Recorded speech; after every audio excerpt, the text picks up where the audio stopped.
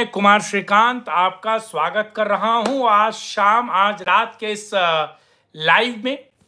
दरअसल आज प्रोग्राम में मैं बात करूंगा दिल्ली का चुनाव सट्टा बाजार किसको जिता रहा है। और मैं इस प्रोग्राम या इस वीडियो को आरंभ करने से पहले ये बता दूं कि मैं किसी प्रकार के सट्टे को, गैम्बलिंग को प्रमोट नहीं कर रहा हूं और ना ही मैं ये चाहता हूं कि मेरे दर्शक या देश के तमाम लोग सट्टों पर निवेश करें, क्योंकि सट्टा जो होता है वो अनप्रेडिक्टेबल होता है और ये खासी एक तरीके की गैर कानूनी चीज़ है। लेकिन दिल्ली के चुनाव में सट्टा बाजार, वो बीकानेर का सट्टा बाजार हो या फलौदी का सट्टा बाजार हो या फिर अहमदाबाद का सट्टा बाजार हो, वो आखिर जिता किसको रहा है और नए आंकड़े क्या कर रहे हैं। और लगातार सट्टा बाजार जिन लोगों को भाव दे रहा है या फिर बीजेपी या आम आदमी पार्टी को, वो दरअसल सीधे तौर पर कैसे सरकार बनाते हुए और किसकी सरकार बनाते हुए दिखा रहा है, इसी मुद्दे पर चर्चा करने जा रहा हूं।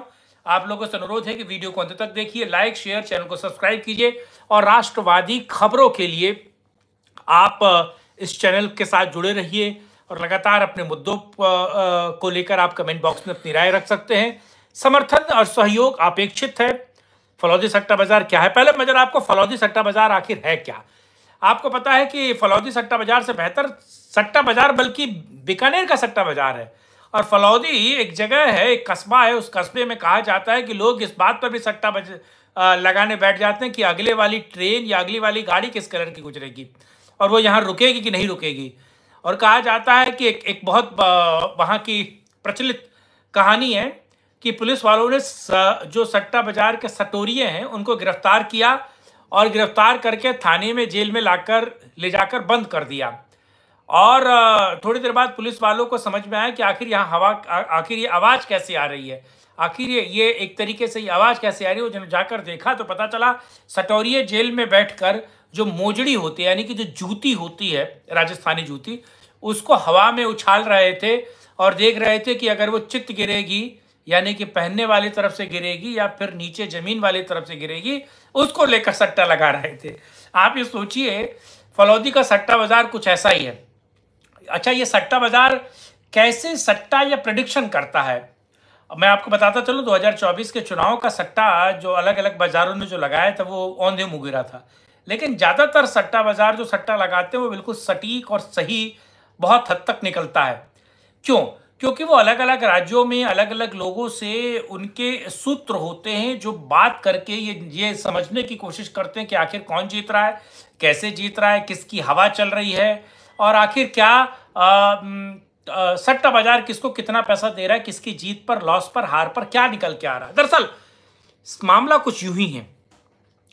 और जब बजट पेश हुआ, बजट पेश होने के बाद एक बड़े पैमाने पर देखा गया कि पूरे के पूरे चुनाव को अलग तरीके से दिखाने और समझाने की कोशिश की गई, या फिर कहा जाए कि पूरे दिल्ली के चुनाव को बजट में जो नरेंद्र मोदी ने 12 लाख की छूट आयकर वालों को दी और दिल्ली में तकरीबन 40 लाख लोग ऐसे हैं जिनको सीधे तौर पर प्रभाव मिलेगा 12 लाख की छूट का।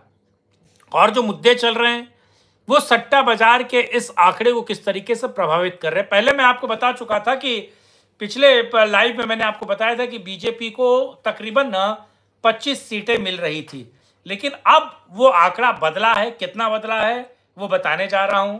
दरअसल कुछ इन दिनों राजनीतिक घटनाक्रम बहुत बड़े पैमाने पर बदला है। चुनाव को 48 घंटे बाकी हैं और इन 48 घंटों में दिल्ली का चुनाव किस तरीके से बदलेगा, क्या कुछ चलेगा, वो तो 8 तारीख को आपको पता चलेगा। लेकिन दिल्ली में जो चुनाव प्रक्रिया अब बदली है, यानी कि एक अरविंद केजरीवाल को सभी लोग गरिया रहे हैं। जहां जहां जा रहा अरविंद केजरीवाल, उसके खिलाफ एक एंटी इनकम्बेंसी का फैक्टर, अरविंद केजरीवाल चोर है, या तमाम महिलाएं, तमाम वो लोग जो अरविंद केजरीवाल के कभी समर्थक और सपोर्टर होते थे, जो उसको वोट देते थे, वो उसके खिलाफ बहुत बड़े पैमाने पर उतरे हुए हैं। अलग अलग सीटों को लेकर भी सट्टा चल रहा है। लेकिन आप सोचिए कि तमाम इस मुद्दे में अगर देखा जाए तो आतिशी वो अपनी सीट छोड़कर बाहर नहीं जा रही, क्योंकि वो वहां फंसी पड़ी हैं। अरविंद केजरीवाल खुद नई दिल्ली की सीट छोड़कर कहीं जाने के लिए राजी नहीं है, क्योंकि वो उस सीट पर फंसे हुए हैं। दूसरी तरफ अगर आप देखिए बड़े पैमाने पर समझिए तो नई दिल्ली की सीट अरविंद केजरीवाल के लिए काल की गाल बन गई है, वो फंसे हुए हैं। कहीं और चुनाव प्रबंधन, चुनाव प्रचार करने नहीं जा रहे हैं। इसको छोड़िए, अगर दूसरी तरफ देखिए, मनीष सिसोदिया अपनी सीट पर खुद फंसे हुए। मनीष सिसोदिया की सीट पर उनके हाल बुरे हैं, और कहा जाए कि वहां पर कांग्रेस के पुराने नेता दिग्गज मनीष सिसोदिया को इस तरीके से उन्होंने फंसा रखा है। और पड़पड़गंज छोड़कर मनीष सिसोदिया अगर जंगपुरा जाकर वहां हारते हैं तो उसके फायदे क्या होंगे, उसके नुकसान आम आदमी पार्टी को क्या होंगे। दरअसल अरविंद केजरीवाल मनीष सिसोदिया, आतिशी और सौरभ भारद्वाज को हराना चाहता है। सौरभ भारद्वाज जो शिखा रहा है उसके खिलाफ खड़ी है बीजेपी से। कहा जा रहा था कि उनकी सीट बड़ी कंफर्टेबल है, लेकिन अब यह कहा जा रहा है कि अब सौरभ भारद्वाज की सीट फंस चुकी है। क्यों? क्योंकि उनके खिलाफ बहुत बड़ी एंटी इनकम्बेंसी है। आतिशी को तो रमेश बिधूड़ी ने फंसाया ही है, प्रवेश वर्मा ने अरविंद केजरीवाल को फंसा ही रखा है।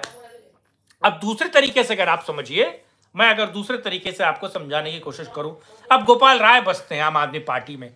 गोपाल राय भी फंस चुके हैं। पुराने क्रांतिकारी आदमी हैं, पुराने आंदोलनकारी आदमी हैं, पुराने प्रोटेस्टर हैं गोपाल राय। और इलाहाबाद विश्वविद्यालय, क्योंकि अभी उसका नाम प्रयागराज विश्वविद्यालय नहीं हुआ, इलाहाबाद विश्वविद्यालय की राजनीति और छात्र नीति से बनकर निकले हैं गोपाल राय। तो गोपाल राय का चुनाव फंसा हुआ है। अब गोपाल राय जिस तरीके से कहा जाता है कि मुस्तफाबाद का वो इलाका गोपाल राय हमेशा जीतते थे, लेकिन अब इतना बुरे गोपाल राय फंसे हुए हैं, तो कहीं ना कहीं आम आदमी पार्टी की पूरी चुनाव जो है वो फंसा हुआ है। आम आदमी पार्टी मेजोरिटी में आते हुए पिछले सट्टा बाजार ने बताया था कि पिछले वाले में जो मैंने लाइव किया था, आप जाकर वीडियोस देख सकते हैं, जिस वीडियो में मैंने बताया था कि सट्टा बाजार, फलौदी का सट्टा बाजार आखिर किसकी सरकार बना रहा है। लेकिन आज के जो ताजा आंकड़े हैं, या फिर कहा जाए ताजा नमूने हैं, वो किसकी सरकार बना रहे हैं, जरा इस पर आज बात की जाए। दरअसल पिछले पॉडकास्ट में या फिर लाइव में मैंने बताया था कि बीजेपी को तकरीबन 22 सीटें मिल रही हैं, 22 से 25 सीटें मिल रही हैं। बहुमत का आंकड़ा 36 से 37 है, और 37 आने का मतलब है कि आपकी सरकार बहुत बेहतर बनेगी। 36 का मतलब है कि एक भी माइनस गए तो आप गए।